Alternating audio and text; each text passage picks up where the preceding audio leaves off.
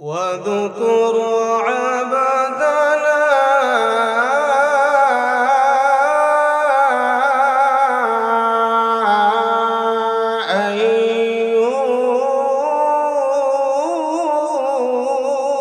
أيوب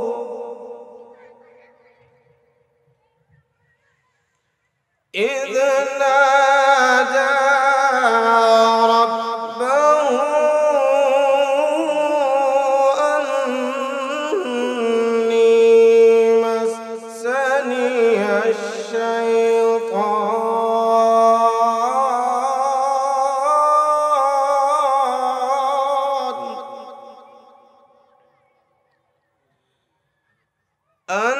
أني مسني الشيطان بنصب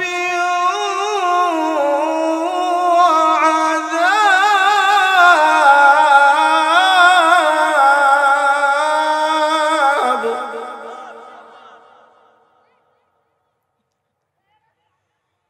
اركض برجلك هذا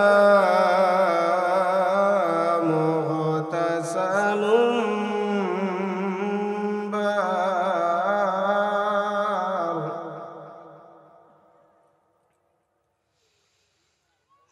هذا مغتسل بارد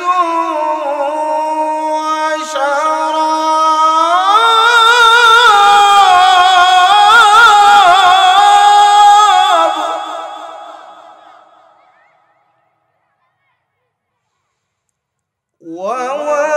ووهبنا له أهله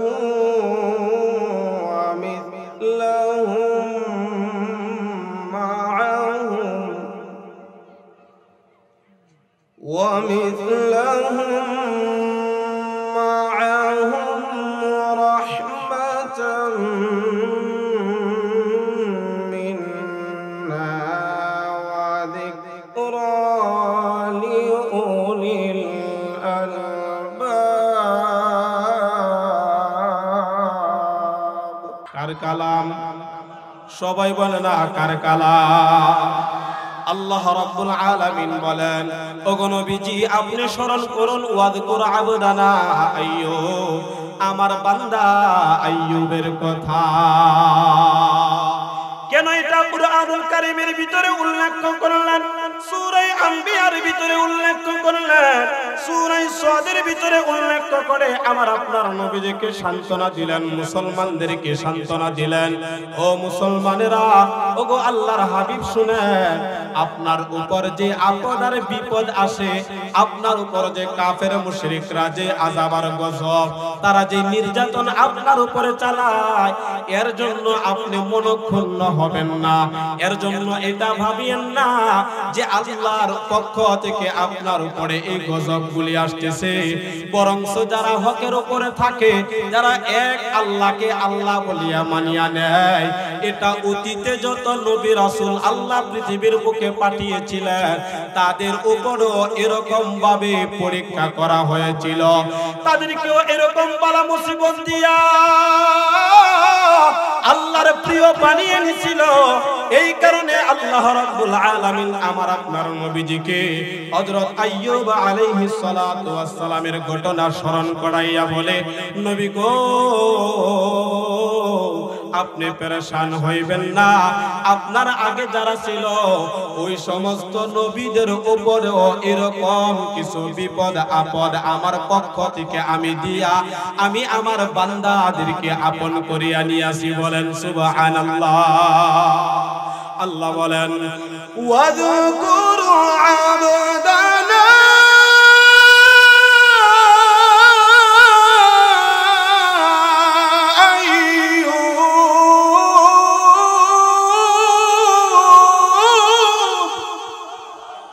আল্লাহ বলেন আইয়ুব আলাইহিস সালাতু ওয়াস সালামের ঘটনা শুনেন আল্লাহ নবীজিরে এই ঘটনা শোনায় আর নবীজি আমাদেরকে এই ঘটনা শোনাইয়া বলতেছেন আইয়ুব আলাইহিস সালাতু ওয়াস সালামের চেয়ে বড় বিপদে তো তোমরা পড়ো নাই।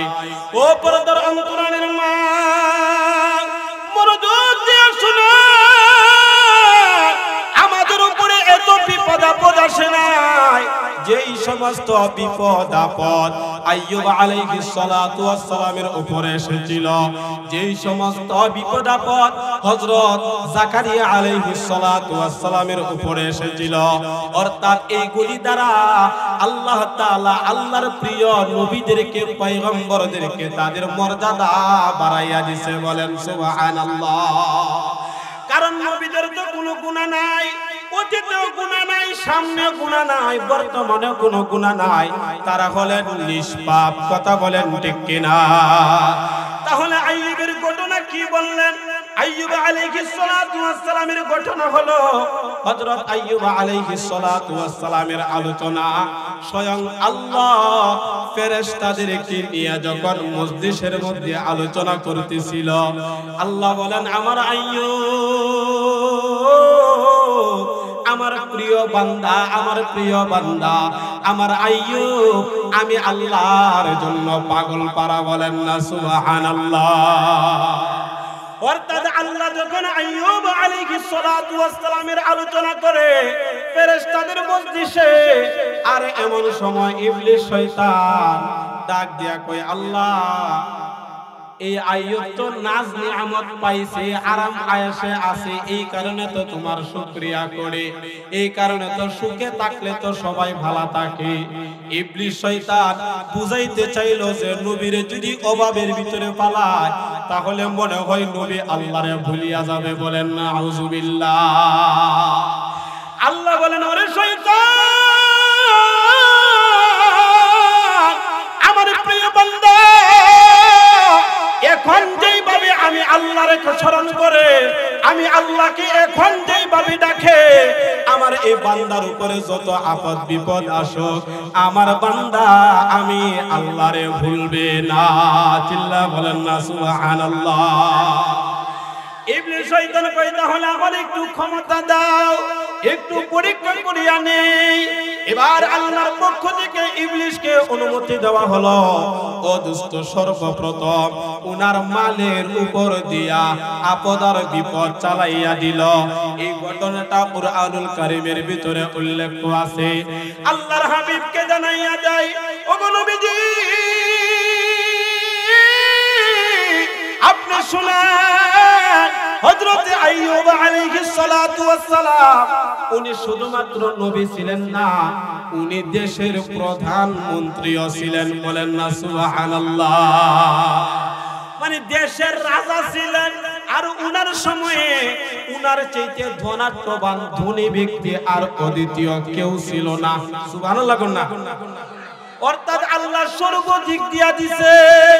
আমার ভাই চারটি বিয়ে করেছিলেন, চারটা বিবিও উনার ছিল, উনার 14 জন সন্তানও ছিল। এই সমস্ত জিনিসগুলি দেওয়ার পর সর্বপ্রথম শুরু হয়ে গেল আইয়ুব আলাইহিস সালাতু ওয়াস সালামের ঘোড়ার পাল ছিল, অনেক শত শত ঘোড়ার পাল ছিল। ইবলিস শয়তান ওই ঘোড়ার পালের ভিতরে একটা ফু দিয়া দিলেন, অদুষ্ট তার সেনাবাহিনী লাগাইয়া দিলেন। ইবলিস শয়তানের সমস্ত ঘোড়াগুলি নিমিষেই দাঁড়ানো থেকে পড়িয়া পড়িয়া দুনিয়া থেকে বিদায় হয়ে যায়। ঘোড়ার পালের যে রাখাল যিনি বোস আছে ম্যানেজার, উনি এই অবস্থা দেখিয়া মনটা খারাপ হয়ে গেল। এবার আইয়ুব আলাইহিস সালাতু ওয়াস সালামের দরবারে আসিয়া বলে, ওগো আইয়ুব পয়গম্বর, হঠাৎ করে কি হলো? যত ঘোড়াগুলি ছিল সব তো নিমিষেই মরিয়া শেষ হয়ে গেল। আইয়ুব আলাইহিস সালাতু ওয়াস সালাম শুনিয়া জবান দিয়া বললেন আলহামদুলিল্লাহ। বলেন না আলহামদুলিল্লাহ। আমরা হইলে করতাম কি? যদি 1000 ঘোড়া এরকম ভাবে চলে যাইতো, যত কোটিপতি হোক না কেন, দাঁড়ানো থাকলে মাথাটা চক্কর দিয়া জমিনের মধ্যে পড়ে যাইতো, হাই হাই আমার সব মরে গেছে, হতাশ হয়ে যাইতো। কথা বলেন ঠিক কিনা? কিন্তু আইয়ুব আলাইহিস সালাতু ওয়াস সালামে কাজটা হয়ে গেল উল্টা। তিনি শুকরিয়া আদায় করলেন আলহামদুলিল্লাহ। এবার বলতে লাগলেন, শোনো,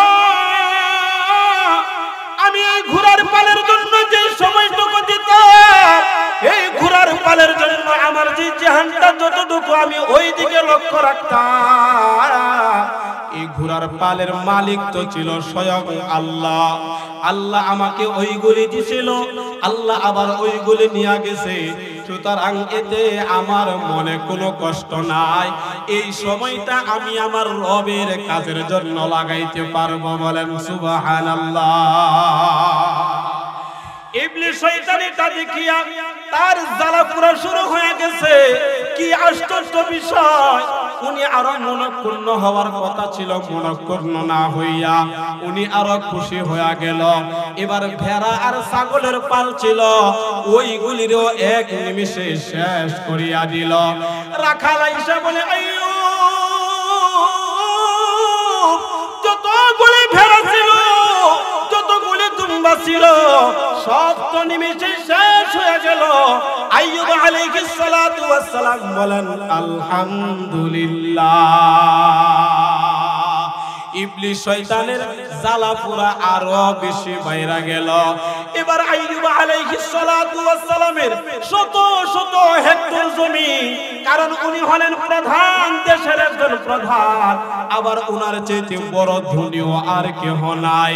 এই জায়গার ভিতরে গমের গাছগুলি অদুষ্ট ফলটা পাকিয়া গেছে, এখন কাটার সময় হয়েছে। ইবলিস শয়তান দলবল নিয়ে লাগাইয়া দিছে আগুন। নিমিষে মাঠের পর মাঠ সবগুলি আগুনে পুড়িয়া সারকার হয়ে গেল। এবার আয়েশা বলতেছে, আইয়ুব, ওগো পয়গম্বর, বনের মধ্যে আগুন লেগে গেছে, এই আগুনের সবগুলি পুড়িয়া সারকার হয়ে গেছে। আইয়ুব আলাইহিস সালাতু ওয়াস সালাম বলেন আলহামদুলিল্লাহ। আল্লাহু আকবার।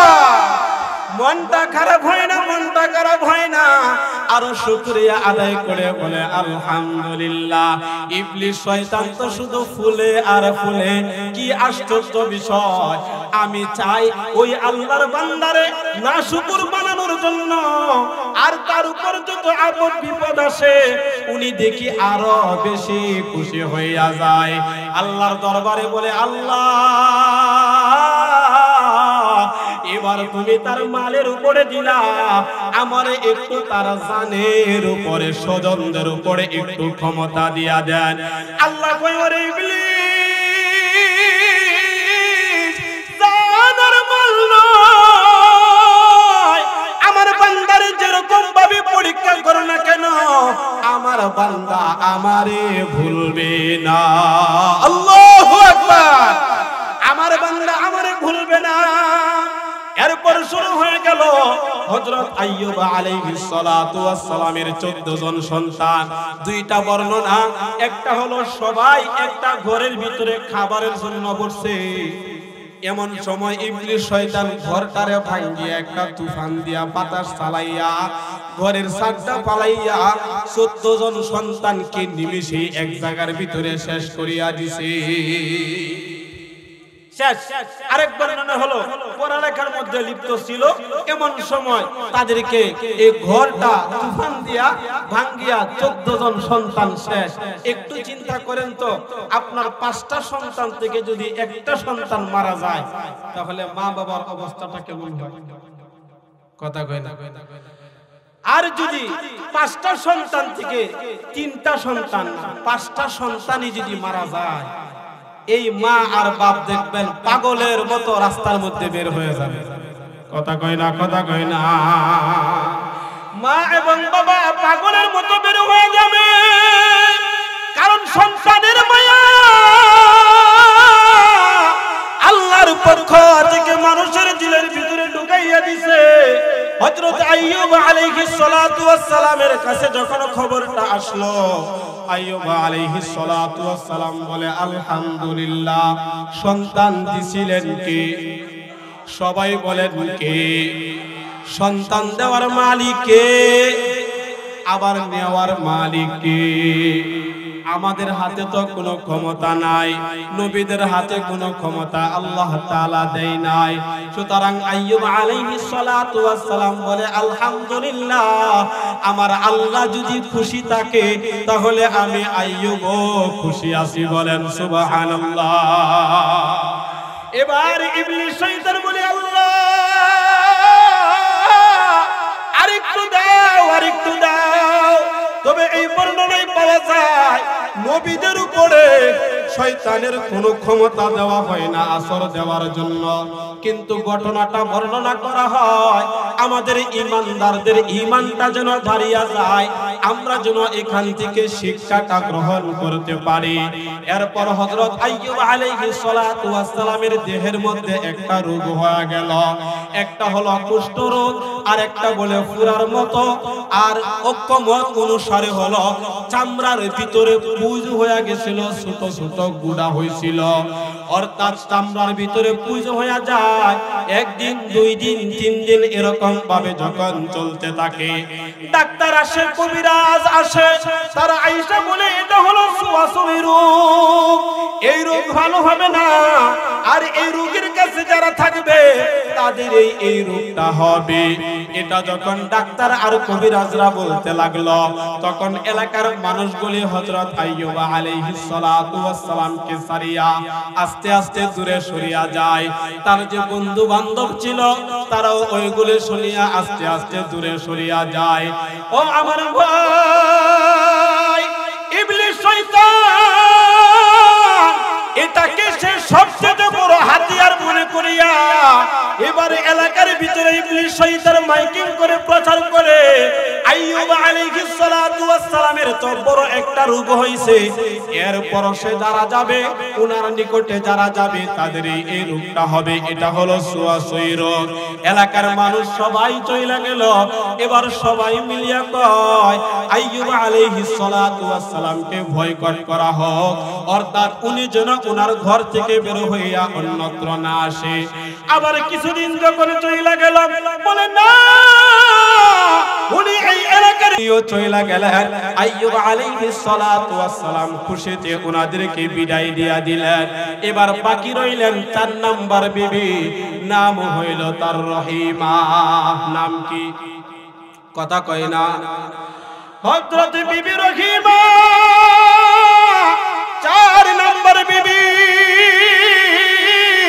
হযরত আইয়ুব আলাইহিস সালাতু ওয়াস সালাম ডাক দেয়া বলে, রহিমা, তোমার সাথের 3 জন চলিয়া গেল, তুমি আর থাইকা এখানে একা কষ্ট করবা কেন? যাও, আমার পক্ষ থেকে অনুমতি দিয়া দিলাম, তুমিও চলিয়া যাও। রহিমা ডাক দেয়া বলে, ওগো পয়গম্বর, আমার সাথীরা চলে গেল, আমি বিবি রহিমা চলে যাব না। আপনি হলেন আল্লাহর পয়গম্বর, আপনি নিশ্চিন্তা থাকবেন, আল্লাহ আপনার কোনো ক্ষতি করবে না। এলাকার মানুষ চাপ সৃষ্টি করলো। এই চাপের ভিতরে পড়িয়া বিবি রহিমা একটা চাদরের ভিতরে আইয়ুব আলাইহিস সালাতু ওয়াস সালামকে বসাইয়া এবার কাজের মধ্যে করিয়া এক এলাকা থেকে আরেক এলাকার মধ্যে চইলা গেছে।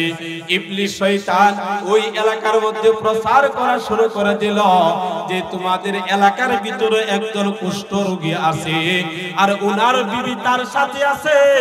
অর্থাৎ উনি যে এলাকায় থাকবে, এই রোগী যে এলাকার ভিতরে থাকবে, তাদের মধ্যে এই রোগটা সুয়াসুয়ে এটা বিস্তার লাভ করতে থাকবে। ইবলিস শয়তান তার শয়তানি বন্ধ করে নেয়। এলাকার মানুষের কাছে যাইয়া যাইয়া কয়, ওই এলাকার মানুষগুলি ঐক্যবদ্ধ হয়ে বলে, ওগো আইয়ুব, আজকে রাত্রে আমাদের এলাকা ছাড়তে হবে। এবার রাত্রিবেলা ও দোস্ত বিবি রহিমা ওই স্বামীরে একটা চাদরের মধ্যে নিয়া আর টপ টপ টপ টপ করিয়া, ওই দিন বৃষ্টি ছিল, বৃষ্টি পড়তেছে। এমন সময় আইয়ুব আলাইহিস সালাতু ওয়াস সালাম, একজন মহিলা যত শক্তিশালী হোক না কেন পুরুষের চাইতে কিন্তু বেশি শক্তিশালী না, কথা বলেন ঠিক কিনা? হযরত বিবি রহিমা কষ্ট করিয়া কাজের মধ্যে একটু একটু করিয়া যায়, আবার একটু বিশ্রাম নেয়, একটু সামনের দিকে যায়, আবার একটু বিশ্রাম নেয়। এইভাবে যাইতে যাইতে একটা জঙ্গলের কিনারার মধ্যে গেল। ওই জায়গার মধ্যে যাইয়া গাছের লতা পাতা দিয়া নিচে বিছাইয়া হযরত আইয়ুব আলাইহিস সালাতু ওয়াস সালামকে সেখানে থাকার জন্য দিল। সাথে যেই খাবারগুলি ছিল ওই খাবারগুলি শেষ হয়ে গেছে। হযরত বিবি রহিমা গলার হার ছিল, গলার চেন ছিল, কানের দুল যেগুলি ছিল ওইগুলি সব বিক্রি করিয়া স্বামীর জন্য খাবার জোগায়। ওইগুলি সব শেষ হয়ে গেছে, এখন খাবার কি দিয়া জোগাইবে? তাই বিবি এখন বের হয়ে যায় মানুষের বাড়িতে কাজ করার জন্য। মানুষের বাড়ি বাড়িতে যাইয়া বড়ের কাজগুলি করে স্বামীর জন্য অল্প কিছু খাবারের ব্যবস্থা করিয়া আবার সন্ধ্যার সময় আসে। ইবলিস শয়তান যাইয়া এলাকার ভিতরে কয়, পুরা মানুষের বেশ ধরিয়া হাঁটে আর কয়, তোমাদের বাড়িতে যে মহিলাটা কাজ করে এই মহিলার স্বামী হইল কুষ্ঠ রোগে আক্রান্ত, তার দেশের মানুষ তার এলাকা থেকে বাহির করিয়া দিছে, এখানে আসে আর সে এখান থেকে যায়। অর্থাৎ এই মহিলা যে জিনিসের ভিতরে হাত দিবে, এই মহিলা যেখানে যাবে তার স্পর্শে যারা থাকবে তাদেরও এই রোগটা হয়ে যাবে। ইবলিস শয়তানি কথাগুলি বলে মানুষও জিজ্ঞাসা করিয়া দেখে বাস্তব কথা। তখন আর বিবি রহিমারে ঘরের কাজের জন্য নাই না, কিন্তু খাবার নাই। বিবি রহিমা এরপর লাকড়ি কাটার জন্য কাজ নেয়। এই লাকড়ি কাটার মধ্যে ইবলিস শয়তান যাইয়া বাধা দিল। ও দোস্ত, সর্বশেষ মাথার চুল বিক্রি করা শুরু করিয়া দিল। অর্ধেক চুল বিক্রি করিয়া একদিনের খাবার নিয়ে আসলো। আবার দ্বিতীয়বার এই খাবার যখন শেষ হয়ে গেল আরো অর্ধেকটা মাথার চুল কামাইয়া বিক্রি করলো। এরপর যখন খাবার নিয়ে আসবে ইবলিস শয়তান আমার আপনার নবীর কাছে যাইয়া হযরত আইয়ুব আলাইহিস সালাতু ওয়াস সালামের কাছে যাইয়া কয়, ওগো আইয়ুব, তুমি জঙ্গলের মধ্যে বসিয়া আরামে আরামে তুমি খাবার খাও, আর তোমার বিবি চুরি করিয়া তোমার জন্য খাবার নিয়ে আসে। বলেন না নাউজুবিল্লাহ। অথচ বিবি স্বামীর জন্য সব কিছু করে, আর ইবলিস শয়তান জায়গায় জায়গায় যাইয়া বাধা দেয়। এবার যখন খাবার টুকু নিয়ে আসলেন, এই কথা বলিয়া যখন আইসা পড়ে, আর আইয়ুব আলাইহিস সালাতু ওয়াস সালাম বিবির উপর রাগ হয়ে যায়। বিবি যখন যায় বলে, তোমার মাথার কাপড়টা খুলো। এবার দেখে ঠিকই তার মাথার মধ্যে চুল নাই। আইয়ুব আলাইহিস সালাতু ওয়াস সালাম আর এই কথা বলতে দ্বিধাদ্বন্দ্ব করলো না। ও বিবি, তুমি আমার জন্য চুরি করিয়া কেন খাবার নিয়ে আসো? বিবি ডাক দিয়ে বলে, স্বামী গো, আমি চুরি করিয়া খাবার আনি নাই, আমি আমার মাথার চুল অর্ধেকটা বিক্রি করিয়া আগে একদিন খাবার আনছিলাম, আজকে অর্ধেকটা বিক্রি করিয়া খাবার আনলাম, আমি চুরি করি নাই, আমি চুরি করি নাই। এবার বিবি আবার যখন যায়, এখন কোনো খাবার পাই না। ইবলিস শয়তান দোস্ত রাস্তার মধ্যে দাঁড়াইয়া এবার বলে, বিবি রহিমা, তোমার স্বামীরে আমি সুস্থ করিয়া দেব মুহূর্তের মধ্যে, তুমি শুধুমাত্র বলবা যে সুস্থ করনে ওয়ালা হইলাম আমি। তুমি বিবি রহিমা এই কথাটা বলবা, এবার রহিমা কয় আমি আমার স্বামীর কাছ থেকে এটা আমি জানতে হবে। স্বামীর কাছে যাইয়া যখন বলল স্বামী গো অনেক দিন হয়ে গেল আপনি এই কষ্টের মধ্যে ভুগতেছেন, যদি অনুমতি দেন একজন কবিরাজ পাইলাম, এই কবিরাজ বলতেছে আপনার রূপটা মুহূর্তের মধ্যে ভালো করিয়া দিবে, শর্ত হলো একটা, উনাকে রূপ আরোগ্যকারী হিসাবে মেনে নিতে হবে। আল্লাহর পয়গম্বর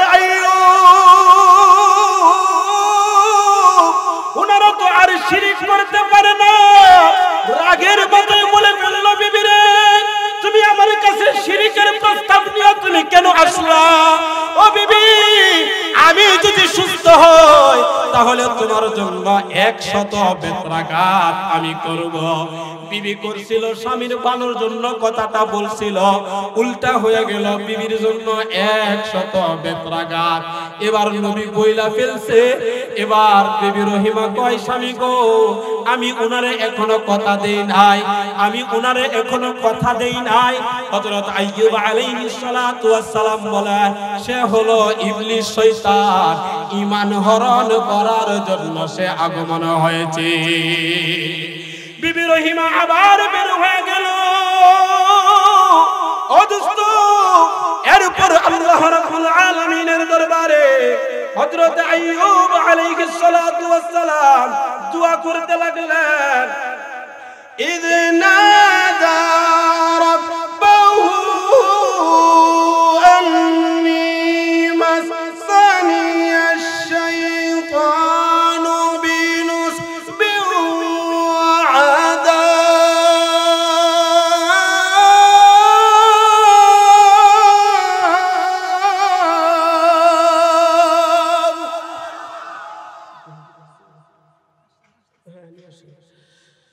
তখন আইয়ুব আলাইহিস সালাতু ওয়াস সালাম তখন আল্লাহর দরবারে দোয়া করলেন, আল্লাহকে ডাক দিলেন। ইযনাদা রাব্বাহু ও আমার রব আন্নী মাসানিয়াশ শাইতান নিশ্চয় শয়তান আমাকে স্পর্শ করেছে, বিনিসবি ওয়া আযাব এর জন্য আমি কষ্টের মধ্যে পড়ে গেলাম। বলুন তো সুস্থ করনেওয়ালা কে?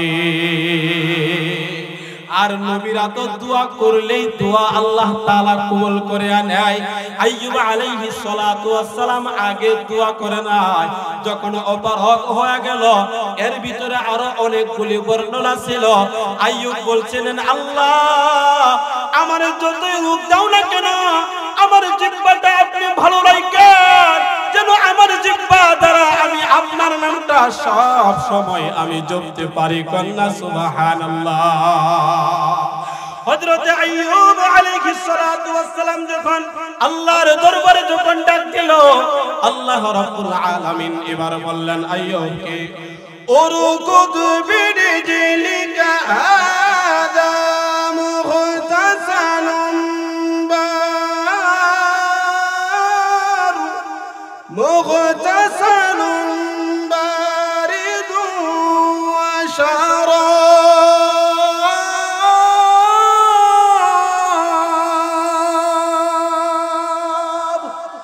আল্লাহ রাব্বুল আলামিন ডাক দিয়া কয় ওগো আইয়ুব আপনার পা দ্বারা উরকুদ বিরিজলিকা আপনার পা দ্বারা জমিনের মধ্যে একটু আঘাত করেন। হযরত আইয়ুব আলাইহিস সালাতু ওয়াস সালাম আঘাত করলেন, সাথে সাথে একটা কুয়া বের হয়ে গেল, একটা পানির নহর বের হয়ে গেল। এবার আল্লাহ বলেন হাযা মুগতাসালুম বারিদুন ওয়া শারাব। ও আইয়ুব আপনি এখান থেকে একটু পানি পান করেন, এর দ্বারা আপনার ভিতরের যত রোগ ছিল সব ভালো হয়ে যাবে।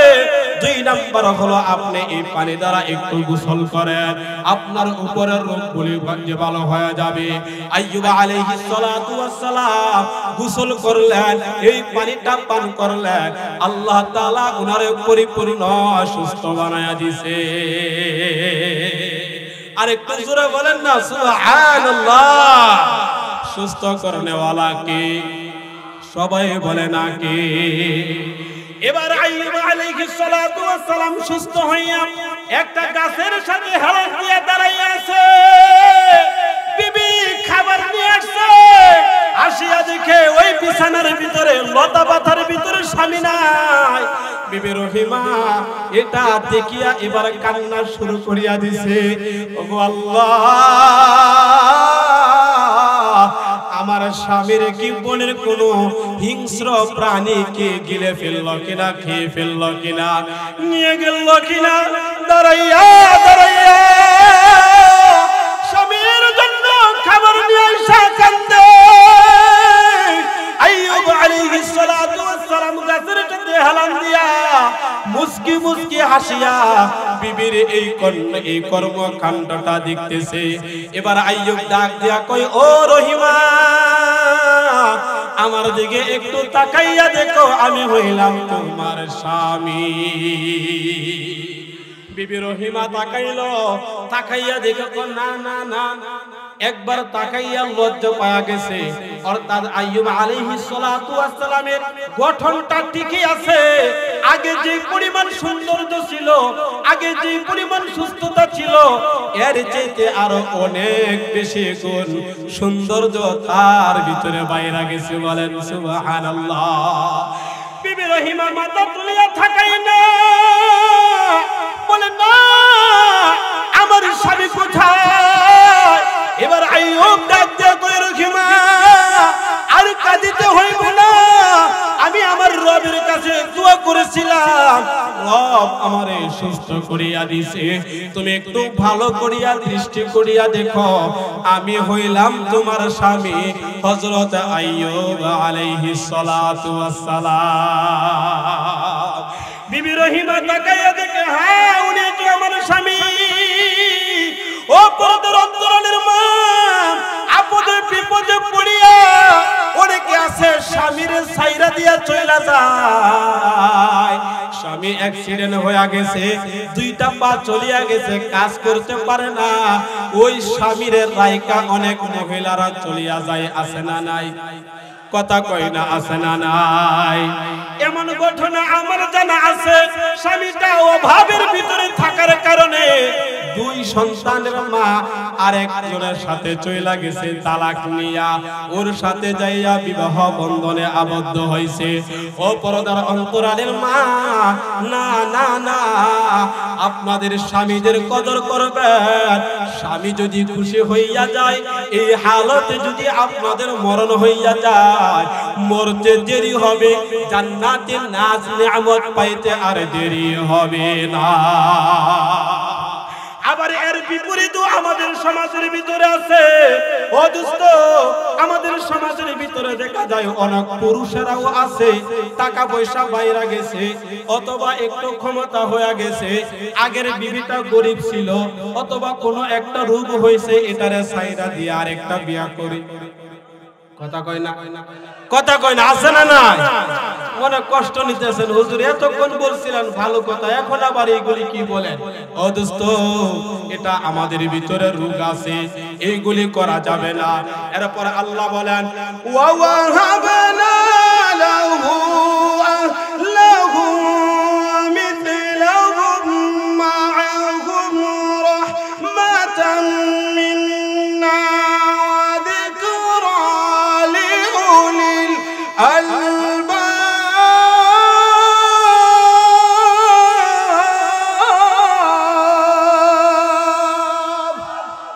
এবার আইয়ুব রে বলে, আইয়ুব, আপনার সন্তানদের নাম ধরিয়া ধরিয়া ডাক দেন। আইয়ুব আলাইহিস সালাতু ওয়াস সালাম যে কয়টা সন্তান মারা গেছিল সবগুলিরে ফিরাইয়া দিয়েছে, আরো ডাবল আল্লাহ সন্তান দান করছে। বলেন সুবহানাল্লাহ। আগের যত ঘোড়ার পাল ছিল, যা কিছু ছিল, সব শেষ হয়ে গেছে।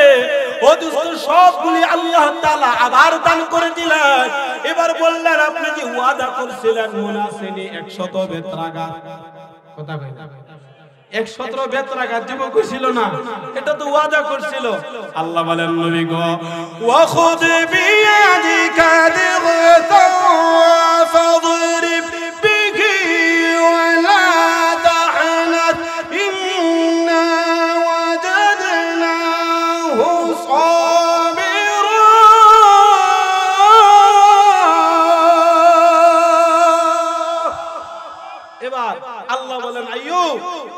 কিছু শুকনা গমের গাছ, 100 শুকনা গমের গাছ লইয়া আপনি একটা বাড়ি দেন, তাহলে 100 বেতরা গাছের হুকুমটা এটা কায়েম হয়ে যাবে। কন্যা সুবহানাল্লাহ। এই কাজ করলেন, এরপরে আল্লাহ বলেন ইন্না ওয়াজাদনাহু সাবিরা, আমি আমার বান্দা আইয়ুবকে ধৈর্যশীল বান্দা হিসাবে পেয়েছি। বলেন না সুবহানাল্লাহ।